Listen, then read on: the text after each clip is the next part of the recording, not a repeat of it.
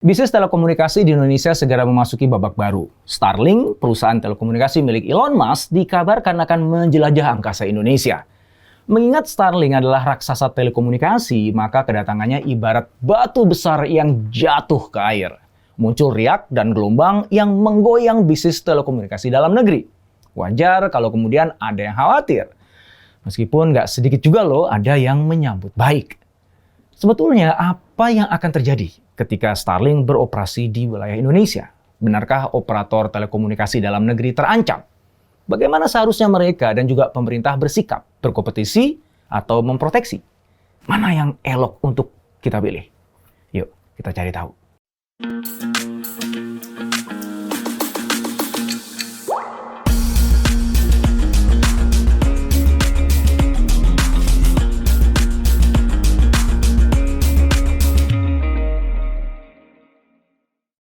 Di bagian pertama, kita telah inovasi apa yang telah dihasilkan oleh Starlink.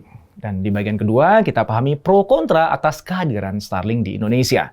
Di bagian ketiga, kita kaji pilihan sikap apa yang lebih baik diambil untuk menghadapi kehadiran Starlink. Lanjut ke bagian keempat.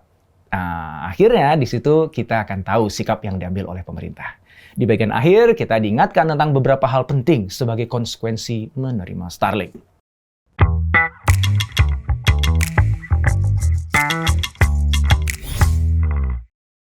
Pada tahun 2015, Elon Musk dengan Starlink-nya mengejutkan dunia. Mereka merevolusi tata kelola telekomunikasi internet. Emang apa sih yang sudah mereka perbuat? Nah, gini. Selama ini layanan internet termasuk perluasan jaringannya dilakukan para operator telekomunikasi dengan cara membangun jaringan kabel serat optik dan juga stasiun pemancar atau Base Transceiver Station atau BTS di daratan. Atau bisa juga manfaatkan satelit di orbit yang terjauh. Nah, Elon Musk memilih untuk melakukannya dengan cara yang berbeda. Dia bangun armada satelit di orbit yang rendah. Jaraknya itu cuma 550 km dari bumi. Karena posisi satelit Starlink itu lebih dekat ke bumi, maka pengiriman dan penerimaan data bisa jadi lebih cepat. Starlink mengklaim kecepatan internet mereka mencapai 350 Mbps. Itu luar biasa banget. Walaupun ada sumber lain ya yang menyebutkan angka yang sedikit lebih konservatif, yaitu 160 Mbps. Tetap aja ya, itu kecepatan jauh di atas rata-rata kecepatan layanan data seluler di Indonesia yang hanya 21 Mbps. Selain itu, Starlink juga mampu melayani orang-orang yang berada di berbagai pojokan bumi. Orang-orang itu bisa berselancar di dunia maya sama cepatnya dengan mereka yang dilayani oleh jaringan kabel serat optik di kota-kota besar. Jadi, Starlink bisa memberi akses internet yang cepat dan merata, termasuk di daerah-daerah yang sulit dijangkau layanan internet konvensional. Itulah langkah revolusioner Starlink yang telah mendisrupsi model layanan telekomunikasi global. Namun, inovasi Starlink bukan tanpa cacat. Timotheus, CEO MyRepublic, mengingatkan beberapa kelemahannya. Dia mengatakan layanan internet satelit memiliki keterbatasan yang bisa mempengaruhi performa layanan, seperti stabilitasnya, kecepatannya, sampai latensi yang rendah. Padahal, aspek-aspek itulah yang dibutuhkan para pengguna internet.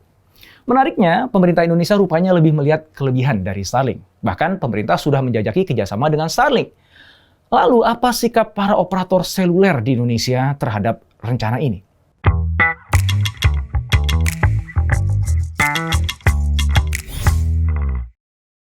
Kabarnya baru-baru ini Menteri Kesehatan RI Budi Gunadi Sadikin bertemu Elon Musk. Pertemuan itu adalah usaha pemerintah Indonesia menjajaki kerjasama dengan Starlink. Kenapa ya Menkes tertarik dengan layanan Starlink? Ternyata Kementerian Kesehatan memerlukan layanan Starlink untuk mendukung infrastruktur internet di ribuan puskesmas yang berada di wilayah 3T atau tertinggal, terdepan, dan terluar. Akses internet di wilayah 3T masih terbatas dan menghambat upaya memeratakan pelayanan kesehatan ke seluruh pelosok negeri. Maka menurut Budi, salah satu solusinya pakai Starlink. Karena banyak puskesmas berada di daerah terpencil. Ternyata negosiasi pemerintah dengan Starlink sudah selesai. Hal itu diungkapkan Menteri Koordinator Bidang Kemaritiman dan Investasi Luhut Binsar Panjaitan. Ia berharap kedua belah pihak akan segera menandatangani perjanjian kerjasama sekaligus berharap Oktober mendatang Elon Musk datang ke Indonesia. Sebetulnya pemerintah sudah berusaha mengatasi masalah konektivitas di wilayah 3T dengan meluncurkan satelit Satria. Namun, satelit ini masih dalam perjalanan menuju orbitnya yang direncanakan berada di posisi 146 derajat bujur timur, tepat di atas Papua. Nah, dengan adanya 2 bintang di langit Indonesia, maka konektivitas di seluruh penjuru negeri akan bisa semakin optimal. Starlink mengklaim masyarakat Indonesia antusias menyambut mereka. Situs Starlink.com mencatat sudah ada 13.901 warga Indonesia yang berminat terhadap layanan Starlink. Bahkan 415 diantaranya sudah membayar deposit sebesar 100 US dollar. Indonesia akan menyusul negara Asia lain yang menjalin kerjasama dengan Starlink seperti Malaysia, Filipina, dan juga Jepang. Sedangkan Starlink sendiri sudah masuk ke 80% wilayah Eropa dan juga Australia dan 70% wilayah Amerika. Beberapa pebisnis telekomunikasi menyambut kehadiran Starlink, di antaranya Steve Sairang, SVP Head of Corporate Communication PT Indosat Tbk. Dia optimis kedatangan Starlink akan membuat kompetisi semakin ketat. Baginya itu gejala positif, karena bertambahnya pilihan layanan bagi konsumen akan membuat provider berlomba-lomba untuk berinovasi dan meningkatkan kualitasnya. Steve juga mengatakan, dengan semakin banyak provider internet, Indonesia menjadi pasar yang sangat potensial untuk dikembangkan. Sambutan yang sama juga ditunjukkan Timotius Max Sulaiman, CEO MyRepublic. Dia mengatakan Starlink bisa membantu memberikan layanan akses internet berkecepatan tinggi. Starlink menjadi alternatif yang sangat baik untuk mengatasi sulitnya konektivitas khususnya di daerah terpencil yang susah dijangkau oleh infrastruktur kabel tradisional. Hal yang sama diungkapkan oleh Ian Joseph Matthews Edward, Ketua Pusat Studi Kebijakan Industri dan Regulasi Telekomunikasi Indonesia ITB. Menurutnya, layanan seperti itu memang sudah dinantikan oleh banyak pihak di era digital saat ini. Namun, ada juga pemain lokal yang khawatir. Di antaranya, Dian Siswarini, CEO XL Axiata. Menurutnya, perlu ada level playing field yang sama antara pemain global dan pemain lokal. Kalau sampai tidak ada, maka potensi ancaman bagi industri telekomunikasi lokal bisa menjadi kenyataan. Dian mengatakan, kalau pemain seperti Elon Musk sudah masuk ke sini dan tidak mendapatkan level playing field yang sama, wah, kita bisa dibabat habis, begitu katanya. Kekhawatiran lain diungkapkan Heru Sutadi, Direktur Eksekutif ICT Institute. Dalam wawancaranya dengan CNBC Indonesia, Heru khawatir pemain asing akan mendapatkan perlakuan khusus. Kalau itu sampai terjadi, maka industri lokal perlu waspada. Dia mengatakan, kalau mereka diberi karpet merah, itu perlu ditakutkan.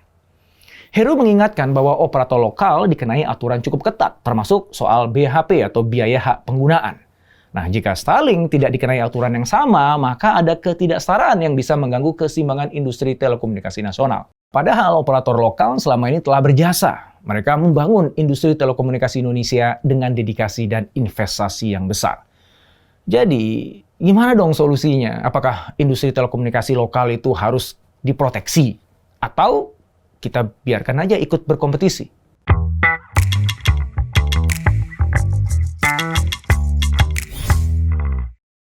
Selama beberapa dekade, industri telekomunikasi di Indonesia dikembangkan oleh perusahaan-perusahaan lokal.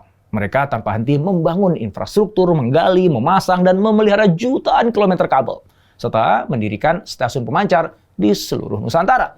Tentu biaya yang mereka keluarkan nggak sedikit ya, begitu juga waktu, energi, serta konsistensi dalam melayani masyarakat. Tapi ketika kemampuan mereka dibandingkan dengan teknologi tinggi Starlink, peranan sejarah seperti itu cenderung akan terabaikan.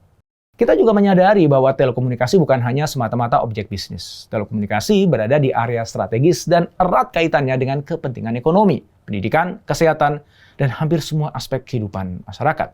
Ketika bidang ini dikuasai oleh pemain asing, maka kedaulatan digital dan juga keamanan cyber kita berisiko untuk terancam. Dengan pertimbangan itu, maka wajar ketika muncul opsi memproteksi industri telekomunikasi. Pemerintah bertanggung jawab menjaga industri strategis ini tetap stabil.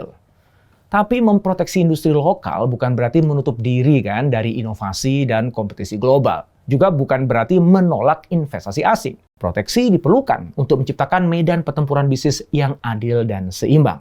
Juga menjaga supaya keseimbangan antara kepentingan nasional dan juga kepentingan bisnis bisa tetap terjaga baik.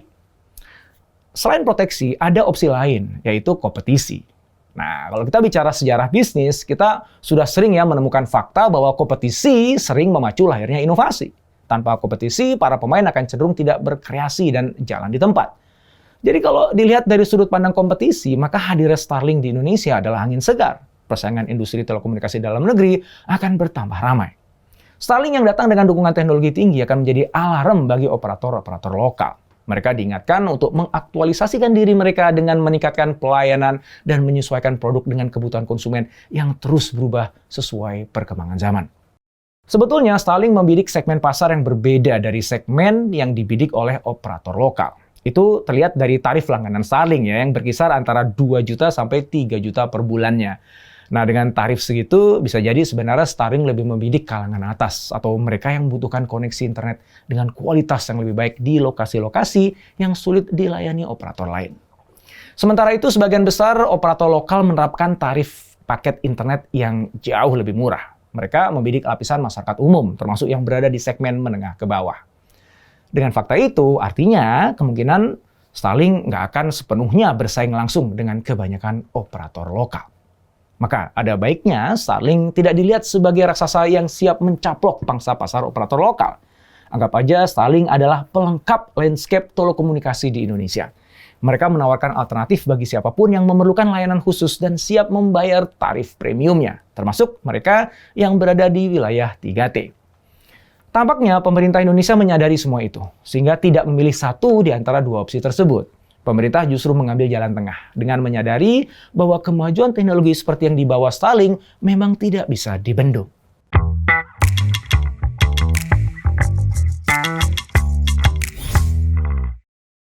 Pemerintah punya pengalaman membendung kemajuan teknologi. Pengalaman itu terjadi pada awal tahun 2000-an, ketika teknologi Voice over Internet Protocol atau VoIP populer pada saat itu.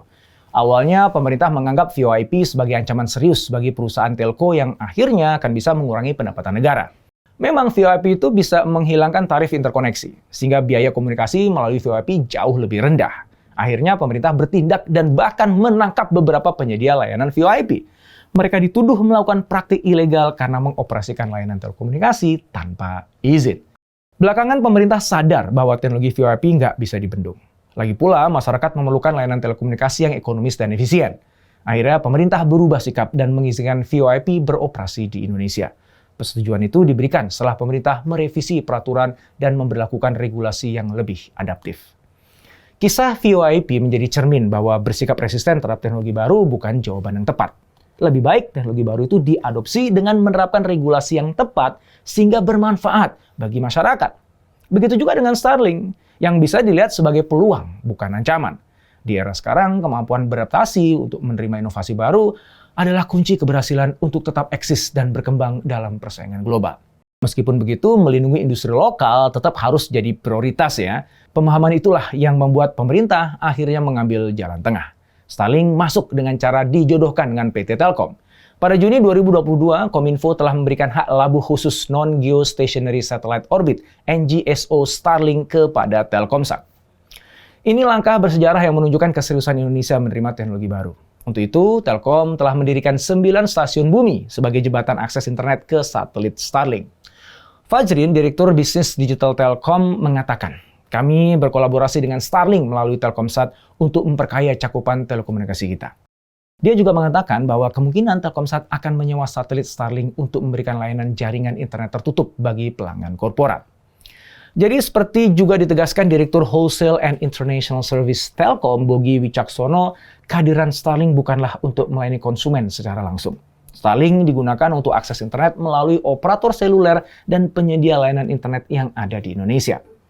Bogi menjelaskan, kita berada di tengah dan tidak memonopoli. Kita tidak melayani langsung pelanggan. ISP lah yang menjualnya. Jadi Telkom berperan sebagai mediator dan tidak memonopoli layanan tersebut. Dengan demikian, kehadiran Starlink menjadi jembatan antara inovasi global dengan kepentingan lokal. Di satu pihak, masyarakat bisa menikmati akses internet berkecepatan tinggi. Di pihak lain, industri telekomunikasi lokal tetap terlindungi dan bisa bernafas dengan lega. Sebab integrasi Starlink dalam Telkomsat menyasar segmen pasar yang berbeda. Jadi itulah salah satu cara yang dapat dipakai untuk memacu pertumbuhan dan inovasi di industri telekomunikasi dalam negeri.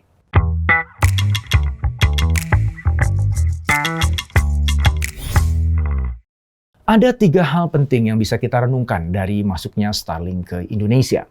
Yang pertama, konektivitas adalah masalah bagi Indonesia sebagai negara kepulauan terbesar. Kehadiran Starlink sedikit banyak bisa ikut mengatasi masalah tersebut. Tapi ingat bahwa setiap teknologi memiliki kelebihan dan kekurangannya masing-masing.